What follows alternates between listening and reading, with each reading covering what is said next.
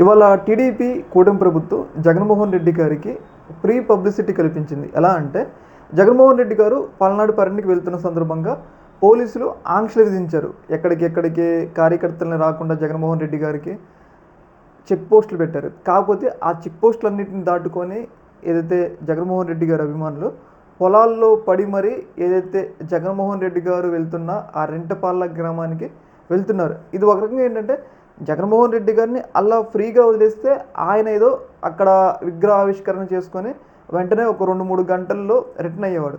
కానీ ఈ బార్గేట్లు పెట్టి ఇట్లా ఇబ్బంది పెట్టడం వల్ల ఒక రకంగా టీడీపీ ప్రభుత్వమే జగన్మోహన్ రెడ్డి గారికి ఫ్రీ పబ్లిసిటీ కల్పించింది. జగన్మోహన్ రెడ్డి అంటే ప్రజలకి ఇంత ఇష్టమా అంటే పోలీసులు అడ్డుకున్నా కానీ పొలాల్లో పడి మరి జగన్మోహన్ రెడ్డి గారి దగ్గరికి వస్తారా అన్న ఒక అభిప్రాయాన్ని అయితే కూటమి ప్రభుత్వమే క్రియేట్ చేసింది. అదే కనుక జగన్మోహన్ రెడ్డి గారి మీద పర్యటన మీద ఆంక్షలు పెట్టకపోతే ఆయన చక్కగా ఒక 2-3 గంటల్లో వెళ్ళేవాడు, అక్కడ పర్యటన ఇవన్నీ చూసుకొని వచ్చేటోడు. కాకపోతే ఇట్లా అడ్డుకోవడం వల్ల జగన్మోహన్ రెడ్డి గారికి నష్టం చేద్దాం అనుకుంటే అది ఒక రకంగా ఆయనకి ఫ్రీ పబ్లిసిటీ అయింది. ఎందుకు అంటే ఆయన రోడ్డు మీద వెళ్తున్నప్పుడు అభిమానులందరూ ఆయన ఎదురుగా వచ్చి ఆపుతున్నారు. అదే కనుక పోలీసులు మంచిగా రూట్ క్లియర్ చేశారనుకోండి, వెంటనే వెళ్ళేవాడు, వెంటనే వచ్చేవాడు. కాకపోతే ఇప్పుడు ఏంటంటే 3-4 గంటల జర్నీ వల్ల జగన్మోహన్ రెడ్డి గారు లైవ్లో దాదాపు 4-5 గంటల లైవ్లో జగన్మోహన్ రెడ్డి గారు చుట్టూ ఉన్న జనాలు ఇవన్నీ కూడా ఏదైతే మీడియాలో పెద్ద ఎత్తున హైలైట్ అయింది. అంటే కూటమి ప్రభుత్వం జగన్మోహన్ రెడ్డి గారు పర్యటనకి నష్టం చేద్దాం అనుకుంటే ఒక రకంగా జగన్ గారికి ప్లస్ అయిందని చెప్పేసి